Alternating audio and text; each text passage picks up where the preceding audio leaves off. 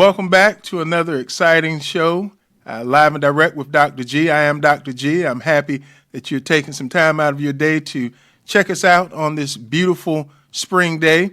We're looking forward to having some engaging conversation today. I have with me as my co-host, Miss Sherry East, and Sherry is the president of the SCEA. And Sherry, if you don't mind, because I like for individuals to be able to tell their story and their background, could you just let us know as you do so what SCEA is and a little bit about its membership and how it is relevant here in South Carolina? Thank Well, you for thank being you. here, by the way. Well, thank you for inviting me. I'm excited to be on your show. My name is Sherry Easton. I'm a high school science teacher from Rock Hill. I'm currently serving as the South Carolina Education Association president, and we are located here in Columbia. So our headquarters are in Columbia. We are a professional organization for public school educators here in South Carolina. We are three tiered in that we are local, state, and national. We are the state affiliate to the NEA, which is the National Education Association located in DC. And we are here to promote, protect, and strengthen our public schools in South Carolina. Anyone can join the SCA as long as they are an employee of a public school here in South Carolina. So a lot of people think that we're only for teachers, but that's not true.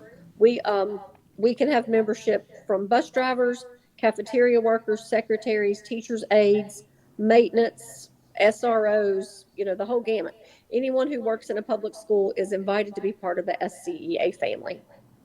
Thank you, thank you. And I didn't know that. To be quite honest with you, I've been in South Carolina now about 25 years, and that's something that I did not know, that it was open to everyone and anyone that is a part of a South Carolina public school system. I say this because, of course, I have some funny stories about SCEA.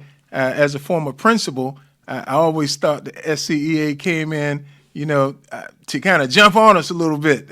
Talk about how you protect the rights of those that are in education here in South Carolina, and that's great information for those that didn't know they are eligible to become a part of SCEA. Yes, I will get my shameless plug in for membership.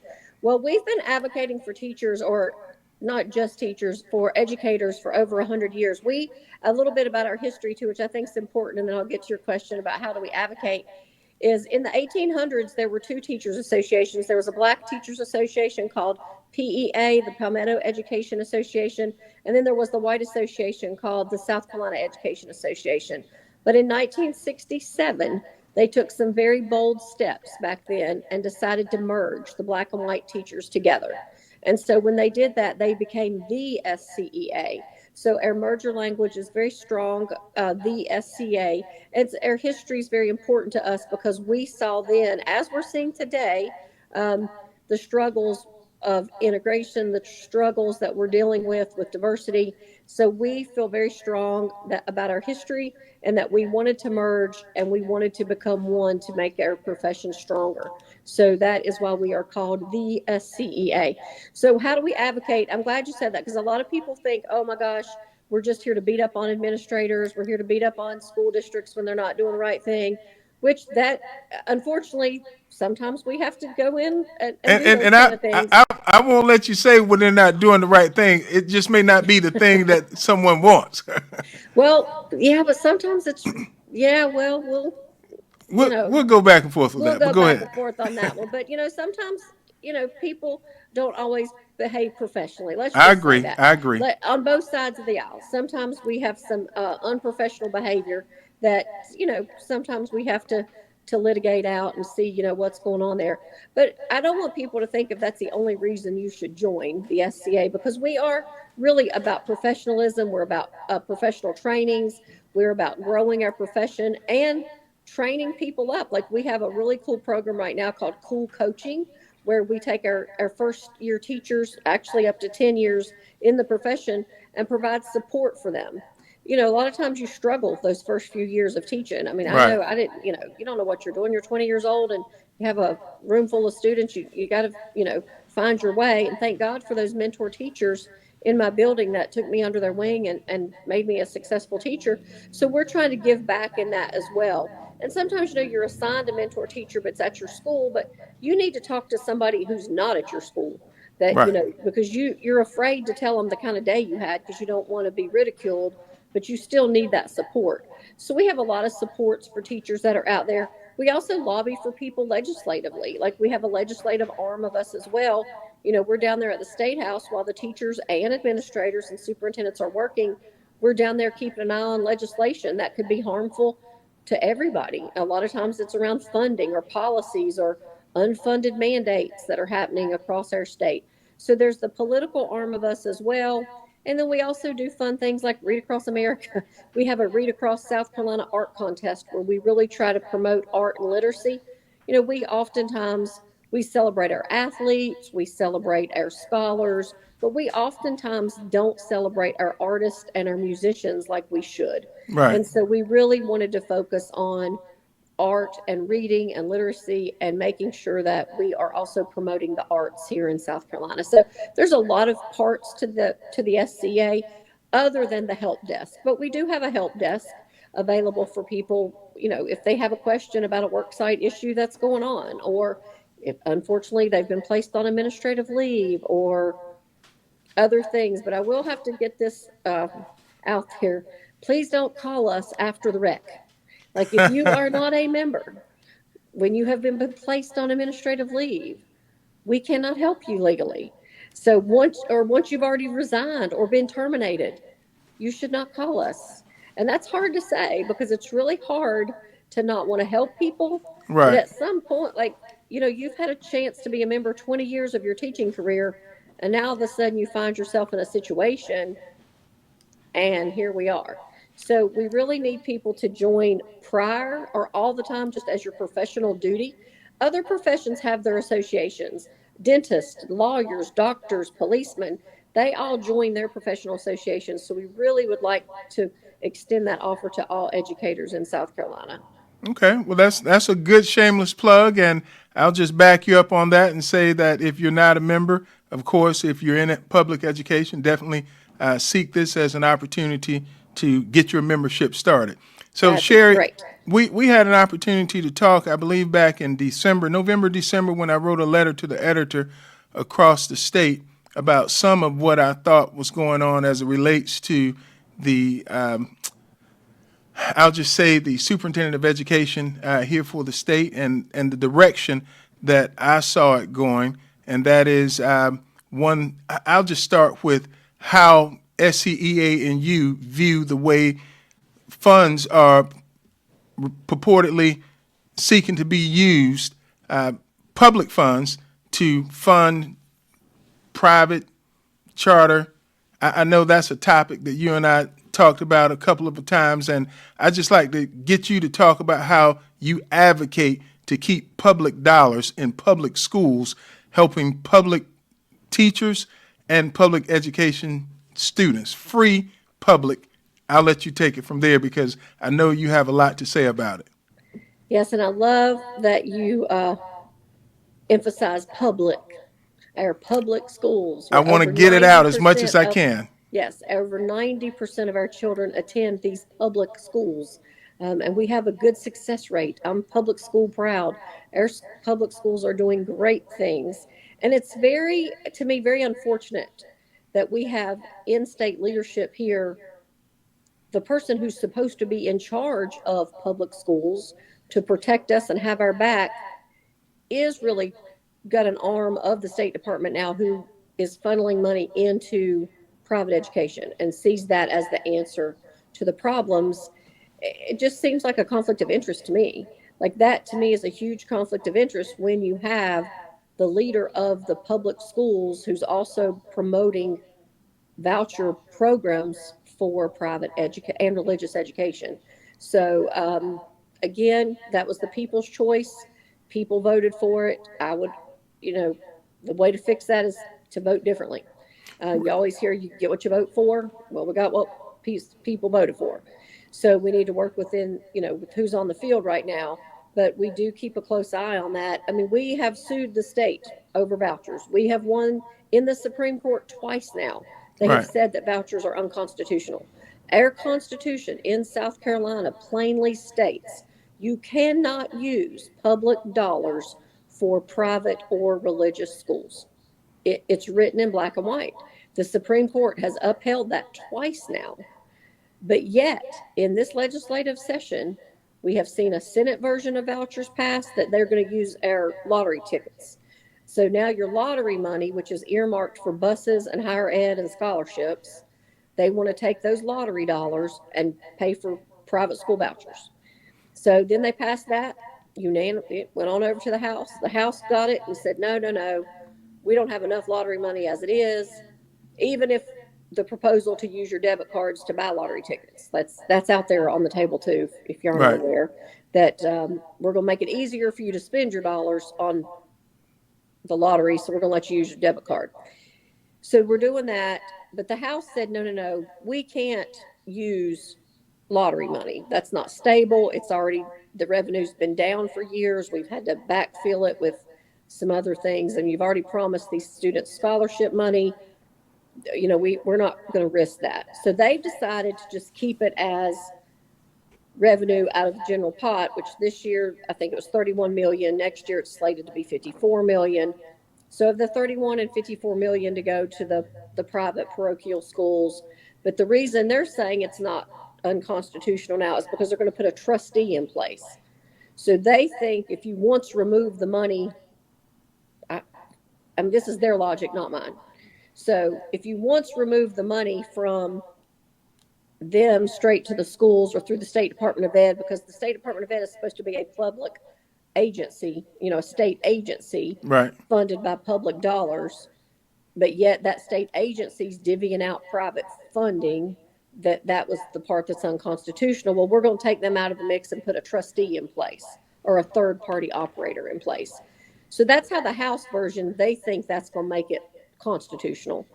We don't think the House and the Senate will agree on each other's plans. So, I mean, we just foresee us going back to court because we still think it's unconstitutional. So the House and the Senate right now have both passed their versions. It is slated to go back to the House. We don't know when. We're watching it. And then we feel like it's going to be assigned a conference committee.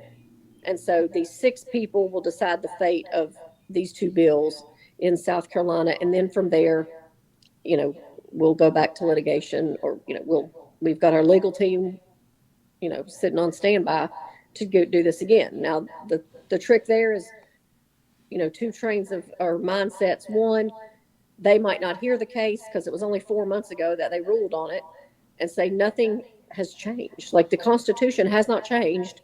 You are still using public dollars for private religious education, or you have a new set of judges. Judge Kittredge is gone now, Right. or not Kittredge is gone, Beatty's gone, and Kittredge Beatty's is gone. now the Correct. new, yeah. And so you have a new set of judges on there, and so that is, maybe that's their plan. Like, oh, we know we have new judges, and Kittredge voted with them on vouchers last time. He's in charge now, so maybe the vote would go a different way. So, our philosophy is if you want to change the Constitution to give your tax dollars to private school, then change the Constitution. If it's that important to you, just put it on the ballot and change the Constitution. Let the people decide this one. So I, I want to jump in and ask a question because you hear a lot of conversation about choice and parents should have the right to choose. And so now we have this emergence of charter schools that are popping up all across the state. And of course, I don't think everyone fully understands what the difference is between charter, sometimes public charter, sometimes, and private. Can you tell me where you stand and how you advocate as it relates to public charter and choice? Oh, I will be glad to, because that choice word And I really bring is. that up because I think that's just a get around for some of what's being said when people say choice. Parents should have the right to choose. They throw that up in almost in the same conversation. But go ahead. I'm sorry. Oh, yeah. And they love to use the word scholarship too. Right. Oh, we're going to give out these scholarships. Well, okay. Or put parents in charge. Remember that? Like, they've been calling it a lot of different things. But what I said, they're putting lipstick on a pig. I mean, this is a voucher bill. You can call it choice, you can call it a scholarship, but you are still taking money that could be used for public schools and giving it to private education. But now that is very different than our public charter schools. Right. So let's have a conversation about that. In South Please. Carolina, you can have a public charter school. It can be approved three different ways. We have three, now getting ready to be four, what they call authorizers in South Carolina. So, Dr. G, you and I could decide to open our own charter school. But we're going to open up a charter school, and since I taught science, I'm going to focus heavy on outdoor education, Right. play based education. That's what I want, kids outside, breathing fresh. So I'm going to open up a charter school that's going to do that. You and I, we're going to be the principal and vice principal of this charter school. So charter schools actually are open to the public, and they are free, and they do give parents choice. So what started out though, like in my district, a group of parents got together, they opened up a charter school. It's called York Prep. It's run by the parents, and I don't know who authorizes it. But in South Carolina, you have Erskine, which I would like to point out is a private school that was on the verge of bankruptcy. So Erskine gets into the charter school authorization business a few years ago. It happened in the heat of the night. Nobody really paid attention. We don't really know what charters are back Kind of then. like a shell game, but go Oh, ahead. it's quite the game we've uncovered last week. You're really going to get me on a good one here. No, So, I want you to get on it because I think again, this is an opportunity for those that don't know exactly what's going on. oh, it's more that, yeah, we uncovered some stuff last week that I'll share if you don't mind. But so you can be Erskine and you can authorize a charter. So you and I can go to Erskine and say, here's our application, here's what we want to do. We pay a fee to Erskine, but then Erskine gets a third party person involved, like a charter management company. That's the missing link that I don't think people realize what's going on here. But I think our legislators have figured it out because they put a bill in place called the Charter School Accountability Act. So everything that we're concerned about actually showed up in a bill this session. So somebody's figured this out behind the scenes. Right. Like there's a little mess going on behind the scenes. So there's Erskine that can authorize you and I, but then Erskine's going to charge us a fee. Erskine's going to sell us off to, let's say, a company called Pinnacle or a Another company company. called Right. Charters USA. Right. These are out of state management companies that are coming into our state, who some of them have horrible reputations in the states that they're operating in, because I've called those states and checked. And they Receiving have, funds. yes, and they are receiving these funds. These CEOs of these companies are receiving a lot of money from all of our charter schools, except the one that's authorized by the State Department of Ed. So Right. you've got Erskine in the charter authorizer ring. You've also got Limestone, which also was on the brink of financial problems. So, and also a private institution. So they're also an authorizer. Then you've got the State Department of Ed that's an authorizer. Like there's a state plan that you can go through also. So you could have went through, it started under Molly Spearman. Now you could go under Ellen. She could authorize, or you could submit to them. You and I, our little charter school will open.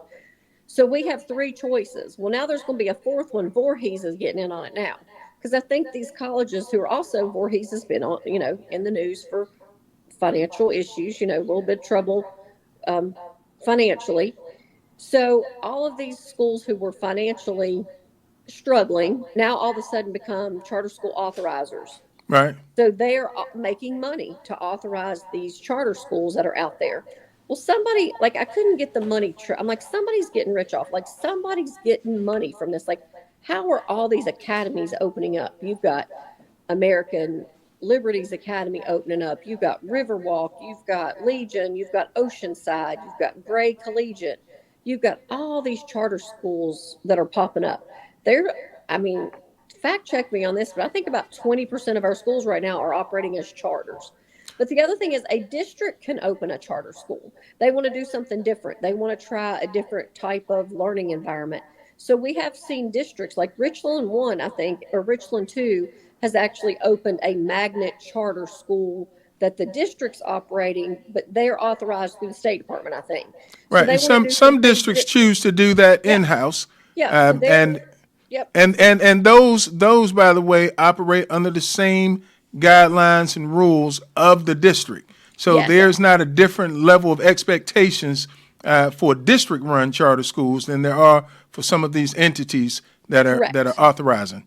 And I do believe they have the same school board. So if Right. Richland 2 opens a charter school, then the District 2 school board is the authorizing board of a district charter.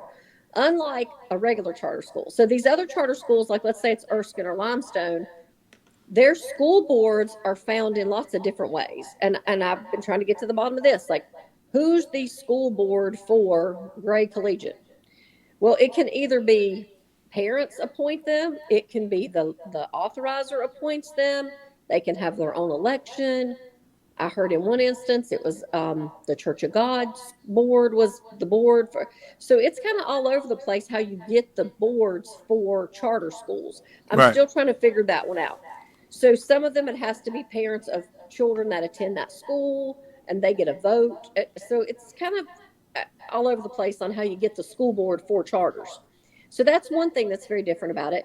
The other thing is they don't have to hire certified teachers up to 25%. So they get a little more leeway on who they're hiring. Now they still do follow the same standards. They use the same, they have to take the same state tests that we take. Correct. They still do a state report card, and they're supposed to have open enrollment for the children that live in their district. It's not supposed to be biased or discriminatory. They're supposed to have like a lottery system to get in. And, However, and Sherry, let me say this, and I hate to throw this in, but I want to make sure people don't see this as us jumping on or oh no, beating up charter schools. But when the results are shown in your, I guess, because of your role, you get to see and share those results side by side comparisons to public schools. How are they faring? I know, but I'd like for you to talk about that a little bit. well, I think no better, no worse. Okay. I mean, there are some charter schools that are excellent rated. There are some that are failing. But then here's the trick. Here's what's happened. The charter school rule says, let's say you and I do get to open up our charter school. Right. We are supposed to be doing as well as or better than the districts when we're operating, or we have to close down in 3 years. Correct. So we So have to as shut. well as or better than, and most Correct. start out under the auspice that they will definitely do better than. They think that. That's what people think. Well, and it is a smaller environment. And I've actually interviewed some parents and some administrators that work at some of these passing charter schools, and I'll get to why they're attractive, like what's attractive about them. So, but what has happened, let's say mine and your charter school, we got to open it, and in 3 years, we're seeing the writing on the wall. We're not passing. We're not doing better than our local schools. So, but instead of being shut down, we get to we Get the say, well, look, we're transfer. voluntarily going to shut our school down, and then we're going to go over here and ask Limestone to reopen us under Right. something else. So first it was the East Charter School, now it's going to be the Dr. G Charter School. We're going to call it something different. We're going to just what they call shopping. We're authorizer shopping. So you're going to make sure, like we couldn't hack it under Erskine, so now we're going to close up shop voluntarily before they automatically shut us down. Then they're going to move us over to Limestone and let me reopen. Then let's say in 3 years I don't do well in You Limestone. get a new Then lease. I could, yes. So you are shopping around for different authorizers when you're not doing your job educating our students. Right. So some of these were lasting 6 years, 9 years, operating as a failing school because they were just playing the game. Like you said, the shell It's the game, the shell moving game. it Right. around. Right. So I do think charter schools have their place. I mean, we have members there. We can organize charter schools. A lot of the teachers have left our traditional schools and they're teaching at these charter schools. And I've asked them why. I was like, why would you go work and make, in some cases, less money with no benefits? And they're like, because there's no discipline problems. Because we don't have, the kids that come to a charter school want to be there or we get rid of them. I'm like, well, we don't have that luxury in our regular schools. We can't just dismiss all of them. And let's say that part again, because I think that's something that Joe Blow public doesn't quite understand. And that is, again, when you get to make your own set of rules, if something is not operating the way that you want it to be, you get to dismiss. Whereas in public school, which makes public school so unique and why I love it so much, is we take and embrace and educate all, Yep. And day in and day out. right, we don't get to have what some my favorite charter that I've heard about. It's the shining star, the golden star of charters. I'm gonna call them out. It's called Meeting Street Academy, and they Yes, have I've heard. phenomenal results. Like I heard their spiel, and I'm like, oh my gosh, everyone should turn into Meeting Street School because they're doing such phenomenal work, and they are. But here's the difference in Meeting Street, and it's a free public school, but they also the teachers sign an NDA, Right, so we don't really know what they're doing, and we have heard that the same amount of children, and I'm going to say we have heard this is that the same amount of children that show up in kindergarten aren't the same amount of children that leave in fifth grade, right. There are and rumors. there are rumored Right, that they have something called a failure to thrive policy. So in this failure to thrive policy, let's just say little Johnny is not quite reading at the level we need little Johnny to read at, or Miss Sarah's not behaving like we need Miss Sarah to behave. A nice, discreet conversation is had, and maybe that this school is not the place for you. right, You were given the opportunity, and so you are failing to thrive in our environment. So we are going to ask you to leave. You're not expelling them, because there's no records of that. I've checked. They're not expelling them. But the other things, but good for them. Like if that's what they want to do, and they're saving the 100 they've got left in there, great. They're the test scores are great. The people that go to that school, it says it's life changing for the children that get to go there. They right, went to a terrible neighborhood in Charleston. They're turning it around. They've went to a neighborhood in Spartanburg, turning it around, and it's a private public partnership where a guy named Mr. Navarro has put up a lot of his own money because he has this, dream of making schools like this. But the big things that they do have going on, that if every school could just do one of these, I think we would see a vast improvement, is one, there's two teachers in every classroom. So you have that two makes a adults. difference. That would make a huge difference. Could you imagine having an assistant in your, like a co-teacher, not an assistant, but a co-teacher with you? The teachers get paid more because they work a longer contract, so you're Right. getting a little bit more money, and Longer days, also longer contract. Right, longer more contracts, year and round. then they also parents have to agree to volunteer so much time. Right. They So have to it's take more an of a active. vested type Yes, of partnership, yes. and so that in itself makes it quite different from Oh yeah. public school, which leads me to a question. I heard you say something a moment ago about teachers leaving public schools and moving on to continue in, i.e., charter schools or private schools, and you cited lack of discipline as being one of the reasons. I hear over and over about the teacher shortage, and you talk a lot about that. Tell us what you hear day in and day out as being one of the leading contributors to why teachers are leaving the profession, sometimes altogether, and then sometimes just moving over to a different type of educating young people. Well, glad you asked. We actually polled our members this year, going into a new legislative cycle, like what are the things you need us to advocate for? Like what, we are in the middle of a shortage. For years, we'd been hearing it was your time. Like they needed time to go to the bathroom, they needed time to grade papers. Like it was a time, And it's you got minutes, that. and we got the unencumbered time passed. But now we're hearing it's discipline. It's lack of support from administrators, lack of support for unruly children that, you know, I had one member, she has written up a child 45 times.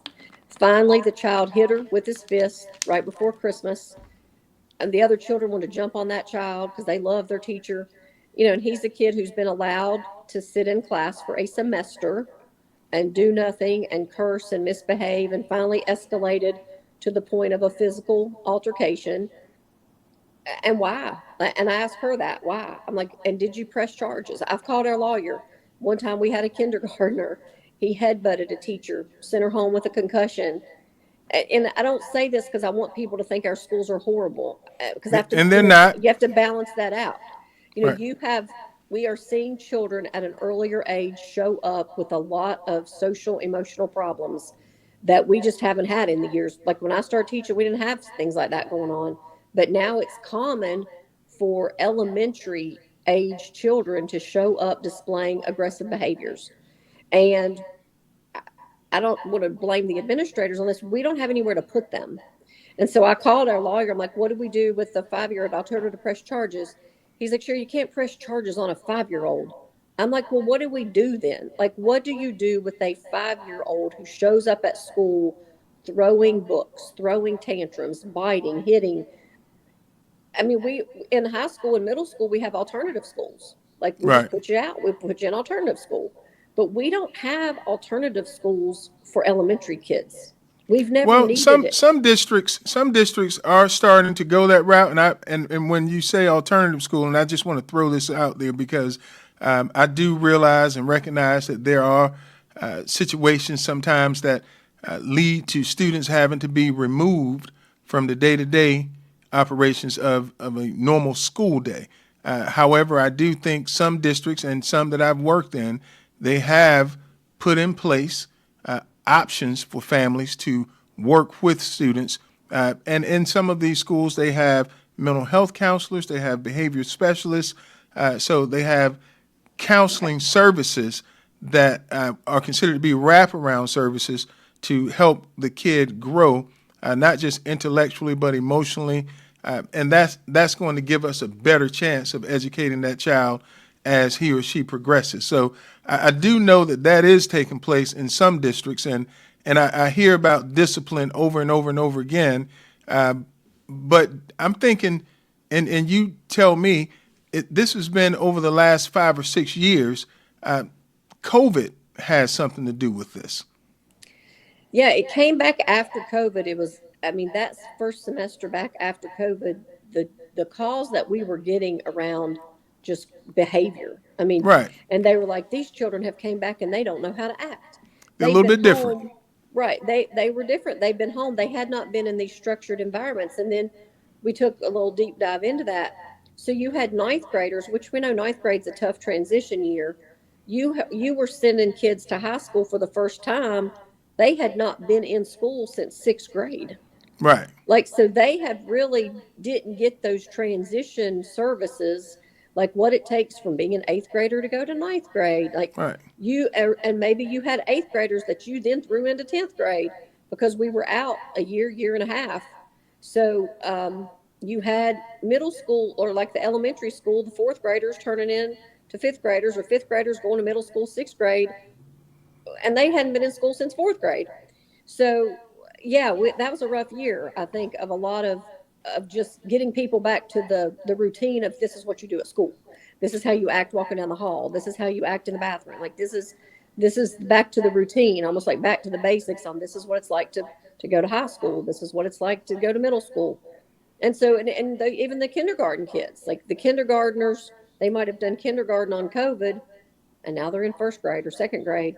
So I think that year was a big adjustment for everybody. And where we did need what you mentioned, the social workers, the Right. counselors, all of the things that we are begging for, maybe weren't as important before, they're more important now Very than important, ever. and it was more than a year, Sherry. Because I was still serving as superintendent in a school district. It was about, I'm going to say, 18 to 24 months Yep. of repositioning and retransitioning students back into what we consider to be a normal everyday environment. And so I think some of what we're seeing still is a spinoff of what occurred during that time of COVID. And Well, I only bring that up because, again, I heard you mention teachers, and I know there's a teacher shortage across the state. But do you see it getting better or getting worse in the years to come? I think we're at a balancing spot in it right now. Like this year, we've seen not the drastic loss in numbers. Right. We now our sped numbers, sped our special ed. I'm sorry, special education right now. They are, I think, in dire straits trying to find special ed teachers and also special ed aides. The caseloads are off the charts.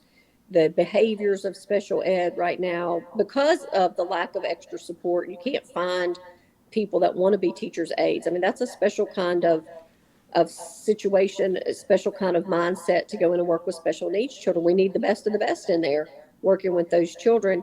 And so we are getting a lot of calls on caseloads, case management, services being offered. But what I have checked around with teachers that have left the traditional school and went into a charter school, and one particular one doesn't even pay as much money, and they don't offer them any benefits. And she has a waiting list of teachers that want to go work for her. Right. And I said, why? And they're like, because we don't put up with any nonsense over here, Sherry. The children are there because they want to be there. The parents want them there. There's the supportive environment. And that makes all the difference, I think, for a teacher. You've heard before, teachers don't leave jobs, or people don't leave jobs. They leave bosses, or they leave leadership. I mean, Right. you've seen it yourself, like where you've got a good leader at a school, people, the turnover's low. They've got a supportive administrator. They've got someone who's managing the school in a way that they can deal with. The parents are pleased. The students. I think there's a balancing act. Parents absolutely should have a say in what's going on, but at the same time, the children can't be in charge. Like No, the I children don't can't be disagree. in charge. I don't disagree, but I do. And we won't have enough time to talk. We'll have another show to talk about leadership and how important it is in schools. And it does matter. However, I'm seeing more and more, even when you have good leadership in place, teachers are the turnover is not what we would like for it to be. Let's just say that and agree to that. And one of the things that I do want to have a chance to talk about before we end today is I'd like for you, because you mentioned something that's very important, and that is the involvement of parents, the involvement of community. I'd like for you to talk about the importance of that as it relates to not just the work that you do, but the work that we do day in and day out in schools. How can we build that base up better, and what are some of the things that you and your organization might be able to do to help teachers understand that? I think a lot of times our teachers are the parents of some other child. In a lot of over 70% of our profession are women, and a lot of those, that's why they are teaching. They want to be close to their children. They want to have that same schedule. They want all those um, benefits of that. So we have to remember, if you were the parent, and this, put on your parent hat, put on your teacher hat, put on your administrator hat, and then I think sometimes we miss putting on the kid hat. Like, let's put on the student hat. Like, what is the student Okay. feeling or seeing in this? Oftentimes we neglect to ask them sometimes, like, how could this have been better for you? If we as the adults, what could we have done? So I do Right. think it's all working together. And we should always ask ourselves, are we doing what's best for children? Is this what's best for a child? And if the answer is no, then we need to think of something else to do. And so, as the parents, a lot of times I think we've seen studies where parents don't feel comfortable coming to the school for a meeting. The only time they get called for a meeting is when the child's in trouble. I think we Right. need to do a better job at that. We need for the schools to be the hub of the community. We need for the parents to feel like it's their school as much as their child's school. They should never feel uncomfortable walking into the school setting. That never should feel like a gotcha moment for a parent or a child, or even that teacher that's getting called into the administrator's office. It's those gotcha moments that nobody wants. Like, nobody wants the Right. gotcha moments. And how can you make the gotcha moments better? If it is, there's a situation that needs to be resolved. How do we do it the most professional way? So I think we need to do a better job communicating with parents in a way that makes them feel the most comfortable. At the same time, parents need to take the initiative to be involved in the school and ask questions before we jump on social media and before we believe the Right. story that the child comes home and tells you. Because sometimes those just aren't true. Those are rumors. And social media, I mean, our cell phones, it has really, really caused a lot of heartburn for a lot of reasons over things sometimes that aren't true. And we've gotten a lot of calls too about defamation of character. These parents are blasting me. They're telling lies. I didn't do this. And once it's out there, it's out there. Once it's out Um, there, it's gone. it's Yeah. gone. Once you It's hit gone. send, it's, and it could really ruin someone's profession over nothing, over Right. something that may or may not have happened. So I think we have to all work together. That open line of communication, I think, is probably the most important piece between parents and the teacher. If Right. you want to know what happened in my classroom today, please pick up the phone and call me, please email me. Like, my daughter came home and told me this. Could you verify? Give me an opportunity as the educator to explain what really happened in class today. So I'm not calling you when it's always a trouble call. Like, Right. we shouldn't, the first time you pick up the phone shouldn't be because your child's in trouble. We should have already developed this relationship on what's best for your child early in the year. And the problem is too, sometimes you have so many students, like, you want to reach out and have those one-on-one calls, and you try, but you just have so many students and so many responsibilities, you don't have time to make those connections, which circles me back to the charter schools. That's what they're doing right. If you have a successful charter school and you ask the parents or the teachers that work there why they're doing such a good job, it's because they have a small, nurturing environment. They're meeting those kids in the parking lot. They know their families. They know what's going on with them.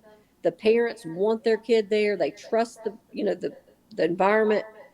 So I think that's what you're seeing. I'm not saying they're perfect. Some of them are failing, just like every failing school does not have every child in its failing, and every passing school does not have all passing kids. Right. There are failing students not passing in superior schools.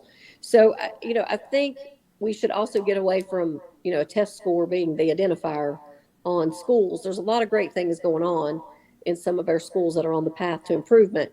But I really think what I've gotten from the charter school families and the people that work there, that smaller seems to be better. Their class sizes are 20 or less. Like, wouldn't that be a game changer? Like, if you could only have 20 students or less in your class, then you would have time to make those one-on-one connections. So I'm just wondering, as we're seeing these charter schools pop up everywhere, if people are going to pay attention to one who's running them, like, your money is going to an out-of-state company somewhere. People need to be aware of that. Right. And is that going to be the answer? Like, this smaller movement. So some of our giant high schools that are as big as universities, is that really serving the needs, or should we look at a smaller model? I don't know if that's the answer, but that is what I'm hearing from parents who've put their kids in private or in the charter schools, and it's also a safety concern. There were Right. too many fights, there was too much classroom discipline going on, and they felt like their child wasn't learning. I do think we need to look at that too. Like, we're so worried sometimes about offending the disruptor. Oh, we don't have anywhere to put them. We don't have anywhere to this. Their parents are a mess. Their parents don't know what to do with them. But one child is keeping 20 other children from learning. One child is keeping other children and a teacher from focusing on her job. We're going to really need to address that, and figure it out. Nobody wants to put a child out and put them on the path to prison, but at some point, we're going to need to take a hard look at what's going on with student behavior and get a grip on it. And I think that's where dynamic leadership comes into play. And I'm seeing that more and more with the districts that I've had an opportunity to work with, administrators here over the past few years. I think more thought and effort is being put into how can we do more to not only engage parents, but also students. And two things are coming to the forefront more and more, and that is communicating early and often. Communicating early and often. And so as we communicate those expectations, not just of school, but of individuals, we're starting to turn the trend. Well, Sherry, I know I said we would be in and out in about 30, 35 minutes, and so I don't want to hold you. I would like to continue the conversation a little bit later, and I'd like to pick it up where we're going to leave it off, and that is with the recent dismantling of the U.S. Department of Education, how might it look here in a state that is considered to be a red state and for the students that we serve? And so we'll stop it here, and at our next conversation, we'll pick it up right there and hear where your efforts and your organization are starting to gain some traction. So Right. without further ado, I'd like to say thank you for joining us. Thank you for the work that you're doing. Thank you for the support that you have from the members across the state. You mentioned something at the top of the show, and that is you are open to anyone that's working in a public system. And so I hope those that are listening hear that and carry that message across, because as they join and they help you and your efforts, you can continue to fight and advocate for public school systems here in the state of South Carolina. So thank you so much, and thank everyone for joining us on Live and Direct with Dr. G. Thank you for having me.